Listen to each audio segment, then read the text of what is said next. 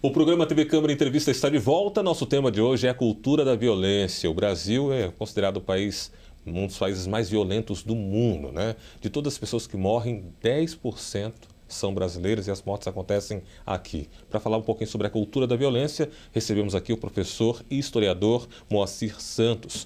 Professor, falamos já bastante com relação às raízes da questão da violência, mas eu gostaria de falar agora um pouquinho sobre aquela violência que talvez muita gente sofre, muita gente vê, mas pouco se faz, porque as pessoas não têm como reagir a isso, que é aquela violência camuflada, né? Então, não a violência física, mas o bullying, a xenofobia, o preconceito, o racismo de uma forma geral. Como é que o senhor vê esse panorama que nós temos dessa violência no Brasil? Talvez os dados seriam muito maiores se adicionássemos essa violência também a esses dados de uma forma geral? Sim, eu acredito que as pesquisas qualitativas, aquelas que ouvem as pessoas, elas são capazes de traçar esse cenário que é bastante preocupante, e é uma violência simbólica que ela ocorre travestida de piadas ou situações do cotidiano que as pessoas tomam como normal, né? Então eu fico bastante preocupado quando as pessoas fazem a defesa de formas de preconceito apelando para a crítica ao politicamente correto. Ah, mas não pode fazer piadas sobre nordestino, sobre mulher. Não, não pode. Isso já passou, isso é algo do passado que existia, estava errado, as pessoas só não debatiam, não conversavam sobre esse tipo de assunto. Muitas pessoas foram educadas, formadas nesse ambiente e têm dificuldade de entender por que essas práticas são ofensivas, mas é importante a gente ter a capacidade, a sensibilidade, a alteridade de nos colocarmos no lugar das demais pessoas, ou seja, a pessoa que é vítima da violência simbólica, seja no ambiente de trabalho, seja na rua, na escola, ou através de piadas sexistas ou outras formas de preconceito que estão na sociedade, nos meios de comunicação, ela se sente humilhada. E muitas vezes há um medo de reagir a essa violência, há medo de ser estigmatizado, há medo de ser excluído, há medo de ser taxado de alguém que fica indignado em relação a situações que são apenas piada. Isso não é apenas piada, né? Então, isso gera um sofrimento muito grande. Basta pensar, por exemplo, situações de trabalho, por exemplo, em que a pessoa que é alvo de uma violência simbólica, seja um assédio moral ou um conteúdo claramente preconceituoso, ela se retrai, ela tem medo de se colocar exatamente porque prefere evitar a possibilidade de perder o emprego. No Brasil, a gente tem uma violência simbólica muito forte, na minha opinião, que é o elevador de serviço, em que em muitos lugares ainda você tem o espaço para as pessoas que residem ou trabalham em determinado lugar circularem, e o elevador de serviço, que é para o faxineiro, para o cozinheiro, para as pessoas prestadores de serviço mais humildes, o que eu acho um absurdo, porque estabelece como normal, como uma norma, essa segregação. Há a violência do bullying nas escolas, há a violência física e simbólica contra a mulher que é vítima de agressão doméstica ou agressão sexual e tem medo de fazer a denúncia de uma delegacia e ser estigmatizada. Afinal, mesmo em delegacias da mulher, ainda há dificuldade de recepção, que você encontra homens que não estão preparados, ou mesmo mulheres, para entender aquela fragilidade da pessoa que sofreu a violência doméstica ou a violência simbólica, né? Então, ela é algo que potencializa a violência física, porque a partir do momento que há a admissão da violência simbólica, que as pessoas não reagem a essa violência camuflada, ela vira o esteio para outras formas de violência física, concretas. Seria o estopim, a violência física seria o estopim dessa violência camuflada, velada? Acho que seria o contrário. A violência camuflada, ela é o estopim da violência física. A partir do momento em que as diversas formas de violência simbólica são percebidas por parte da população como normais, isso é o que vai dar segurança para o agressor dar o próximo passo. Então, por exemplo, sujeito que tem preconceito contra o imigrante nordestino, o sujeito que tem preconceito contra o homossexual, ele não vai partir para a violência logo de início, quando ele quer manifestar o seu desconforto em relação àquele que ele percebe como diferente. Ele primeiro vai partir para a violência simbólica, né?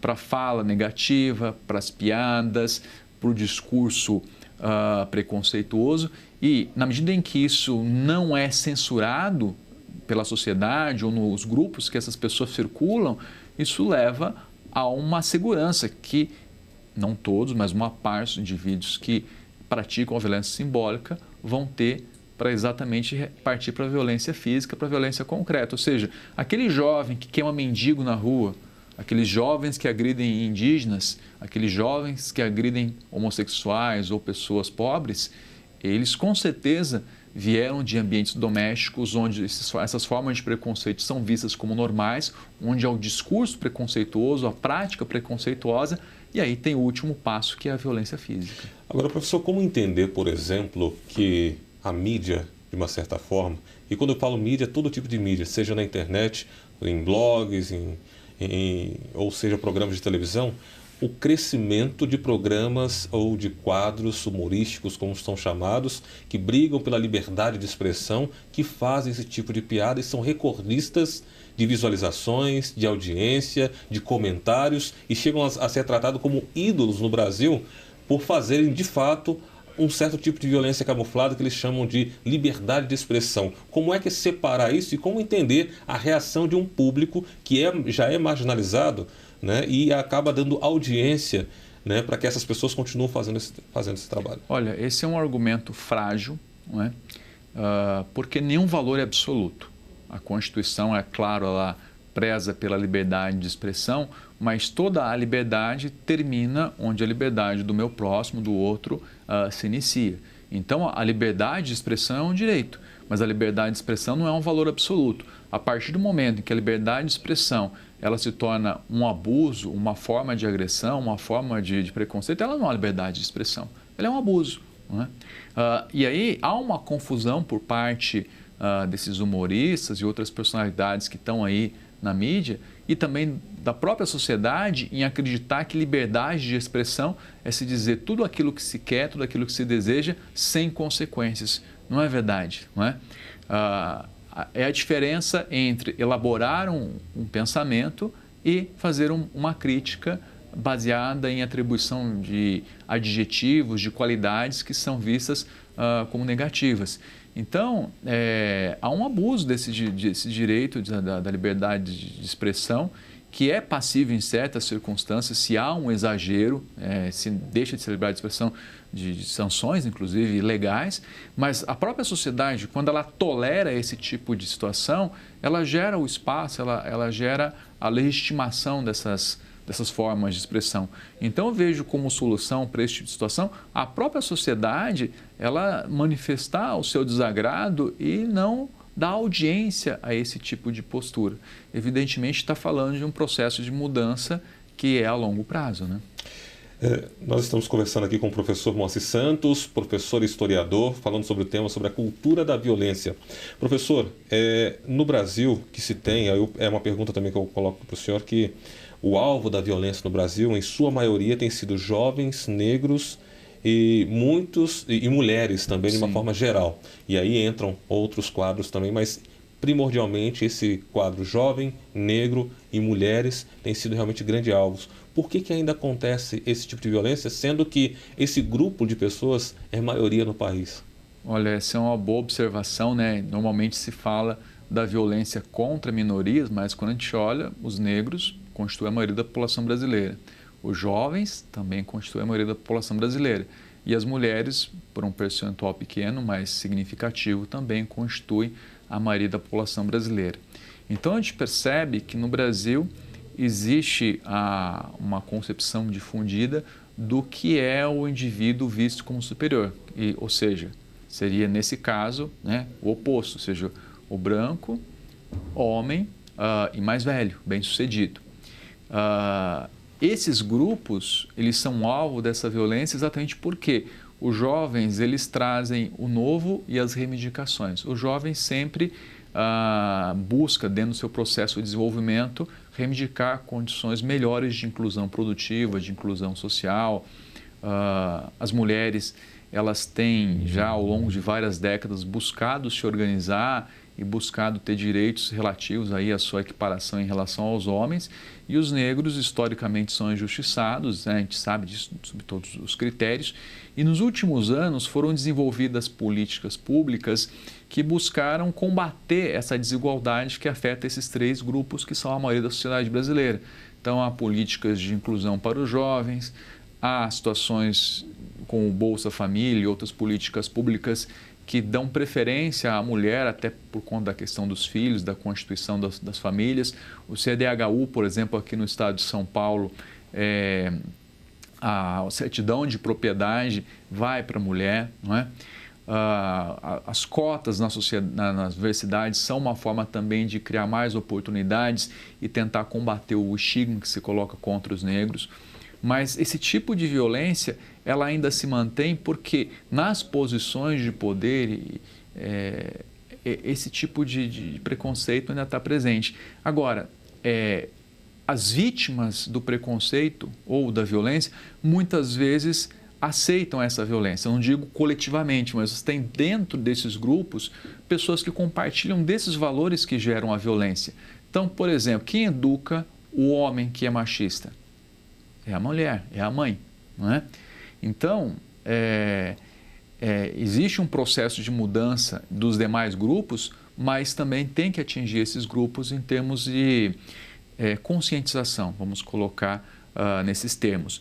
O que evidentemente não é fácil, porque o tempo inteiro na nossa sociedade há o discurso do bem-sucedido contra o fracassado. A gente está reproduzindo a lógica norte-americana da competição a qualquer custo e não a lógica da solidariedade, da compreensão das diferenças, do tentar trabalhar juntos e coletivamente. Na nossa sociedade, a gente está absorvendo um dos piores traços da sociedade americana, que é a competição exacerbada. E aí, aquelas pessoas que tradicionalmente estavam no poder, elas vão estigmatizar mais ainda os negros, as mulheres e os jovens.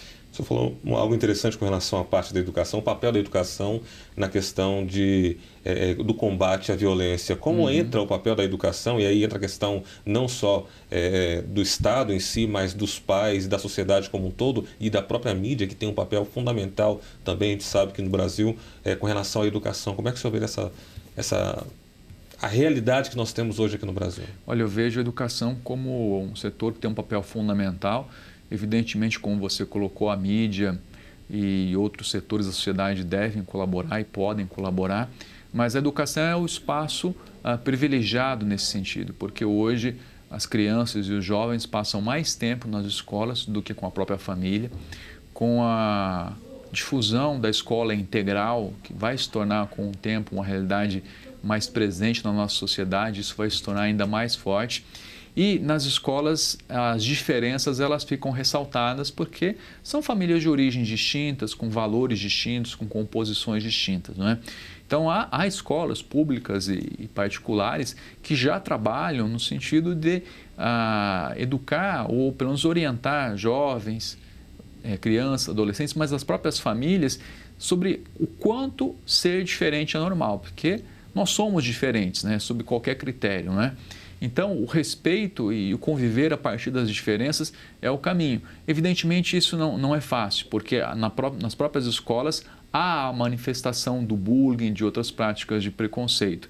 E muitas famílias são resilientes. Quando há projetos, por exemplo, sobre a questão da necessidade de debater a igualdade de gêneros ou respeito à diversidade religiosa ou à diversidade de orientação sexual, muitas famílias se sentem agredidas como se esse tipo de discussão fosse levar à imposição de valores que a família não compartilha, o que não é verdade.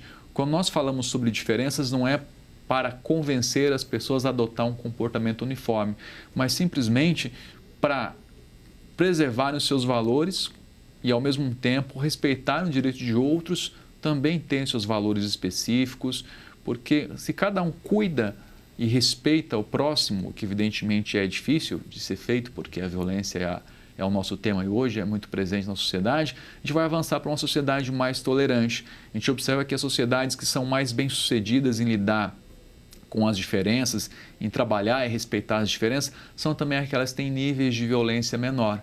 Ou seja, violência zero nunca vai existir, mas ela pode ser reduzida. Pois é, nosso tema de hoje é a cultura da violência. Estamos recebendo aqui o professor e historiador Moacir Santos. Professor, as falhas na justiça brasileira, o senhor acha que impulsionam também esse quadro que nós temos de violência no país? Eu acredito que sim, né? Porque toda e qualquer pessoa minimamente informada percebe que aquelas pessoas que têm mais recursos financeiros, condições de contratar melhores serviços jurídicos, são aquelas que conseguem resolver de um modo mais eficaz as suas demandas. E aquelas pessoas que, portanto, ao contrário, têm menor acesso a recursos financeiros, a recursos que vão poder possibilitar o acesso a recursos jurídicos, são aquelas que têm mais dificuldades. Além do que a percepção da impunidade, principalmente os crimes contra a pessoa, né? A gente percebe que esses são os crimes que têm menor resolução e isso, é claro, gera uma sensação de impunidade. A própria corrupção que está presente em várias esferas de governo leva a essa sensação, ou seja, de que basta ter acesso a condições vantajosas que a justiça não será igual para todos, tanto em relação aos direitos, quanto aos deveres, quanto a possíveis sanções, não é?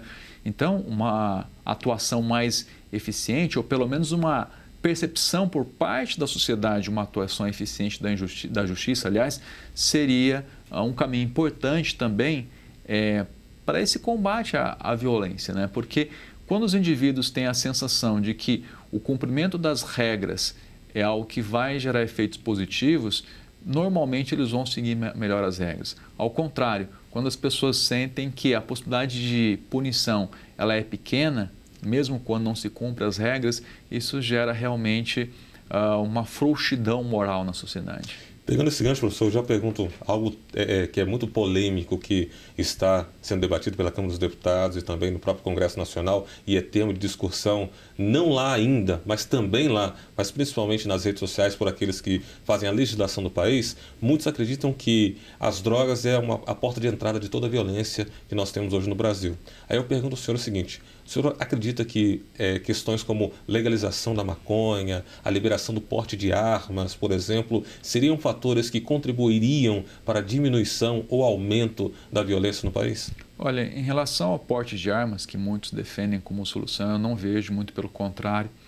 A gente tem um país já que é extremamente violento e a liberação de portes de armas tem, na verdade, a possibilidade de potencializar essa violência pela reação das pessoas e pelo sentimento de que muitos podem resolver os problemas fazendo justiça com as próprias mãos, não é? Eu vejo que, na verdade, a gente precisa ter uma eficiência maior no controle de como os criminosos acessam as armas, né? A gente vê, por exemplo, em países como os Estados Unidos, esse tema tem sido discutido no sentido de restringir o acesso às armas para reduzir o nível de violência. Agora, em relação à questão das drogas, evidentemente é um tema complexo, há especialistas que tratam disso com muita competência, mas a fórmula atual não tem sido bem sucedida. As cadeias elas têm aumentado em grande quantidade, mas não têm dado conta da quantidade de pessoas que são presas, envolvidas com drogas, especialmente, ou crimes relativos ao tráfico de drogas. A justiça não dá conta porque há muitas pessoas presas provisoriamente que esperam meses ou anos para serem julgadas, né? E há que se encontrar um outro caminho, né? Evidentemente, quando se fala de tratar esse caminho, ninguém está dizendo vamos legalizar as drogas pura e simplesmente, né? Mas já há propostas que tramitam no sentido de descriminalizar a posse, ou seja, o indivíduo que é usuário não ser taxado como criminoso e, portanto, não inchar mais ainda as cadeias, ou seja, se combate o tráfico, mas não o usuário, que é uma questão de saúde pública, né? Esse é um debate complexo, mas o que eu percebo é o seguinte: a fórmula atual não tem dado certo. Qual é a fórmula atual? Aquela de aumentar a repressão. Isso não só no Brasil, nos Estados Unidos, que talvez seja o país que mais investe na repressão policial, na repressão física do tráfico e do consumo de entorpecentes, os dados mostram a maior população carcerária de um país democrático, naquele país, e um aumento do consumo das drogas. Ou seja, quando uma política não funciona, é preciso revê-la. A gente até pode usar um exemplo do futebol. A seleção brasileira vinha muito mal com esse técnico, o Dunga, mudou o técnico, mudou a filosofia, os resultados apareceram. Foram várias vitórias já nas eliminatórias em sequência, né? Até o último jogo com a Argentina já são 5 vitórias. Ou seja, quando uma determinada política ela se mostra ineficiente, é importante parar, se despir dos preconceitos, avaliar os dados empíricos levantados por sociólogos, médicos, antropólogos e ver, bem, qual é o caminho mais adequado para a sociedade. O caminho atual não está se mostrando eficiente. Muito bem, nós estamos chegando aqui ao final do nosso bate-papo aqui, agradecendo desde já a presença do professor e historiador Moacir Santos. Professor, rapidamente, só para a gente fechar aqui, qual seria, na sua visão, quais seriam as dicas ou o caminho que o Brasil deveria traçar para realmente cuidar um pouco mais e sair desse quadro, na sua opinião, de ser um país mais violento do mundo, um dos países mais violentos do mundo? Eu acho que há 2 caminhos, né? Um caminho é o caminho das políticas públicas, de qualificação da política de segurança, de maior proximidade das forças de segurança junto à população para um aumento de sentimento de confiança. Isso envolve, é claro, melhores condições de trabalho para os policiais, mas envolve também melhor preparação para lidar com as demandas da população, não é? Exatamente, e vendo os grupos vulneráveis como aliados, como aqueles cidadãos que mais necessitam da política de segurança, seja jovens, mulheres e negros, não é? A polícia e a política de segurança ela não pode estar restrita somente aos centros ou às áreas privilegiadas das cidades, mas tem que estar presentes em um caráter humanístico também nos demais territórios urbanos. E, por outro lado, eu acho que as pessoas elas podem contribuir no seu microcosmo, sendo mais tolerantes, mais respeitosas e se colocando no lugar do outro. Eu penso que aquilo que eu não quero para mim, eu não pratico para as demais pessoas. É um princípio simples e que, se as pessoas observarem, a gente tem uma melhoria na qualidade das relações humanas. Tá certo, mais uma vez, muito obrigado ao professor historiador Moacir Santos. Nosso tema de hoje foi Cultura da Violência. Se você gostou do programa, acesse nosso canal no YouTube, youtube.com/TV Câmara Jacareí. Confira este e outros programas. Também acesse a nossa página no Facebook, facebook.com/TV Câmara Jacareí. Obrigado pela sua companhia, um grande abraço e continue ligado aqui na TV Câmara Jacareí, a TV pública da cidade. Até o nosso próximo encontro.